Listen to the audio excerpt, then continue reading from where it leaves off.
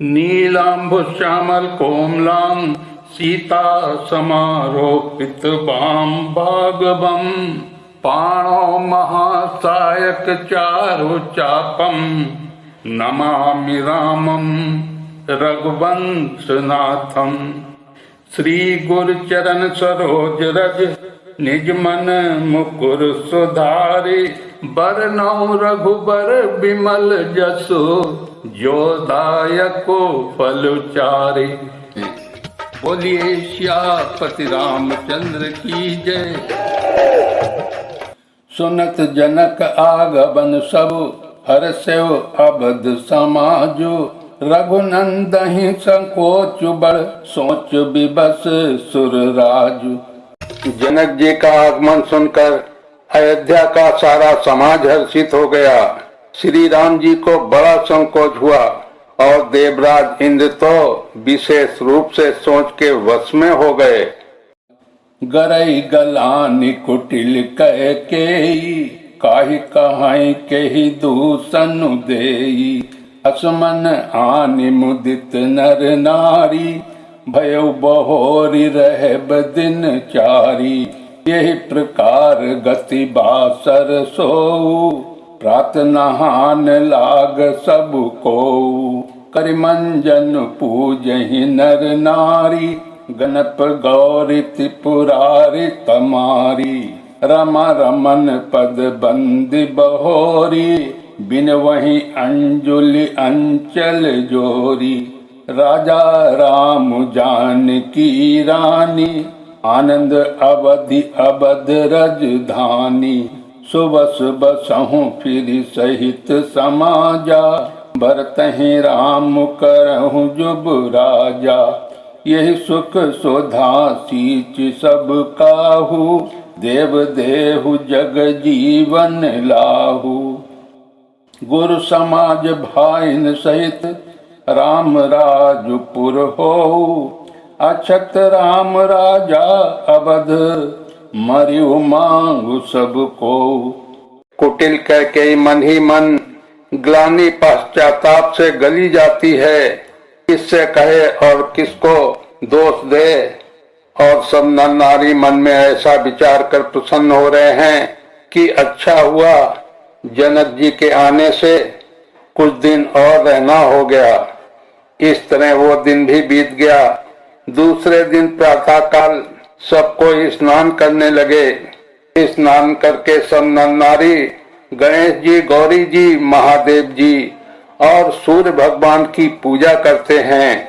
फिर लक्ष्मीपति भगवान विष्णु के चरणों की वंदना करके दोनों हाथ जोड़कर आंचल पसार कर विनती करते हैं कि श्री राम जी राजा हों, जानकी जी रानी हों तथा राजधानी अयोध्या आनंद की सीमा होकर फिर समाज सहित सुख पूर्वक बसे और श्री राम जी भरत को युवराज बनाएं।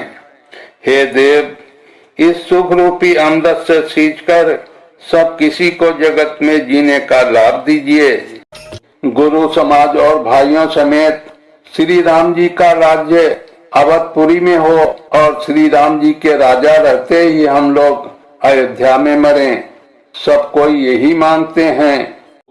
सुन स्नेह में पुरजन बानी निंदहि जोग बिरति मुनि ज्ञानी। यही विधि नित्य कर्म करि पुरजन राम ही करहि प्रणाम पुलकितन। ऊंच नीच मध्यम नर नारी लहै दरस निज निज अनुहारी। सावधान सबहि सन्मानहि सकल सराहत कृपा निधानहि। लरिकाई ते रघुबर बानी पालत नीति प्रीति पहचानी। शील सकोच सिंधु रघुराऊ सुमुख सुलोचन सरल सुभाऊ। कहत राम गुण गण अनुरागे सब निज भाग सराहन लागे। हम सम पुण्य पुंज जग थोरे जिन्हि राम जानत करि मोरे। प्रेम मगन तहि समय सब सुनि आवत मिथिलेशु सहित सभा संभ्रम उठेऊ रविकुल कमल दिनेशु।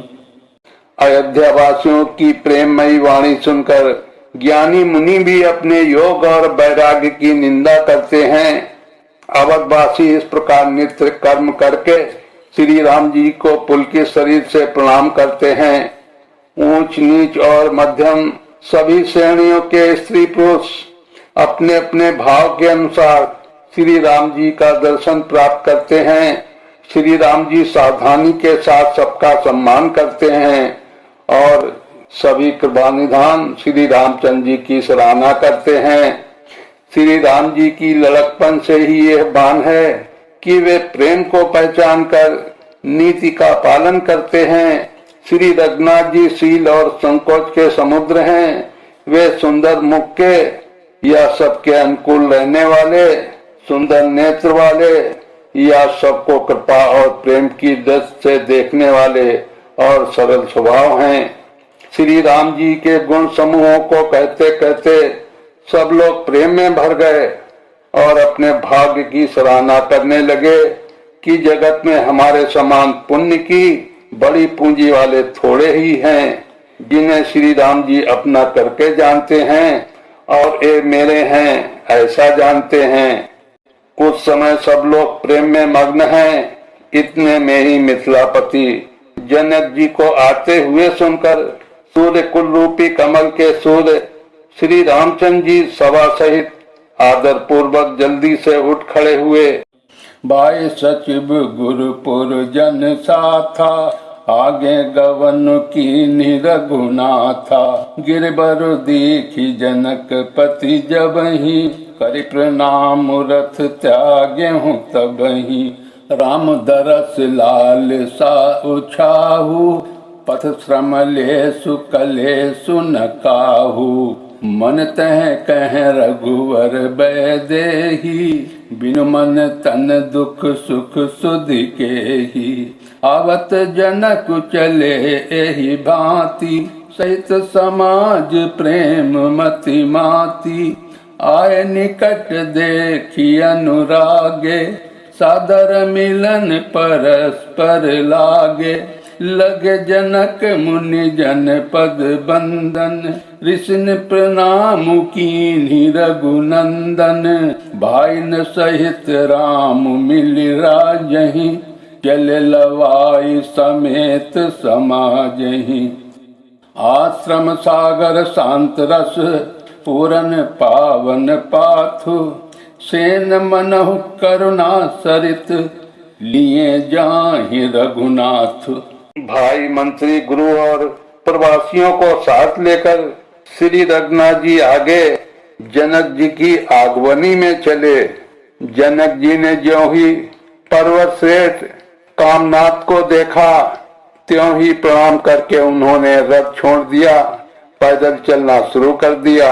श्री राम जी के दर्शन की लालसा और उत्साह के कारण किसी को रास्ते की थकावट और क्लेश जरा भी नहीं है। मन तो वहाँ है जहाँ श्री राम जी और जानकी जी हैं। बिना मन के शरीर के सुख दुख की सुध किसको हो। जनक जी इस प्रकार से चले आ रहे हैं। समाज सहित उनकी बुद्धि प्रेम में मतवाली हो रही है। निकट आए देखकर सब प्रेम में भर गए और आदर पूर्वक आपस में मिलने लगे। जनक जी वशिष्ठ जी आदि अयोध्यावासी मुनियों के चरणों की वंदना करने लगे और श्री रामचंद्र जी ने सतानंद आदि जनकपुरवासी ऋषियों को प्रणाम किया। फिर भाइयों समेत श्री राम जी राजा जनक जी से मिलकर उन्हें समाज सहित अपने आश्रम को लिवास चले। श्री राम जी का आश्रम शांत रस रूपी पवित्र जल से परिपूर्ण समुद्र है। जनक जी की सेना समाज मानो करुण रस की नदी है जिसे श्री रघुनाथ जी उस आश्रम रूपी शांत रस के समुद्र में मिलाने के लिए जा रहे हैं। बोरत ज्ञान विराग करारे बचन सशोक मिलत नद नारे।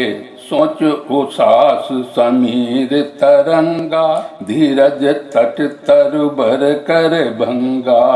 विषम विषाद तोरावती धारा, भय भ्रम भमर अभरत अपारा। केवट बुध विद्या बड़ी नावा, सकई न खेई एक नहीं आवा। बनचर कोल के रात विचारे, थके बिलो की पथि कहीं हारे। आश्रम उदधि मिली जब जाई, मन उठे अम्बुधि अकुलाई। शोक बिकल दो राज समाजा, रह न ज्ञान न धीरज लाजा। भूप रूप गुणशील सराही, रोवहि शोक सिंधु अब गाही। अब गाही शोक समुद्र सोचहि, नारी नर व्याकुल महा। दय दोष सकल सरोस बोलहि, बाम विधि कीन्हो कहा। सुर सिद्ध तापस जोगी जन, मुनि देखी दशा विदेह की। तुलसी न समरथ को जो, तरि सकै सरित स्नेह की। एक करुणा की नदी इतनी बढ़ी हुई है कि ज्ञान वैराग्य रूपी किनारों को डुबाती जाती है। शोक भरे वचन नद और नाले हैं जो इस नदी में मिलते हैं, और सोच की लंबी सांसें आहें ही वायु के झकोरों से उठने वाली तरंगे हैं जो धैर्य रूपी किनारों के उत्तम वृक्षों को तोड़ रही हैं। भयानक विषाद शोक ही उस नदी की तेज धारा है। भय और भ्रम मोह ही उसके असंख्य भमर और चक्र हैं। विद्वान मल्लाह है, विद्या ही बड़ी नाव है, परंतु वे उसे खेल नहीं सकते हैं, उस विद्या का उपयोग नहीं कर सकते हैं। किसी को उसकी अटकल ही नहीं आती है। वन में विचरने वाले बेचारे कोल की रात ही यात्री हैं, जो उस नदी को देखकर हृदय में हार कर थक गए हैं।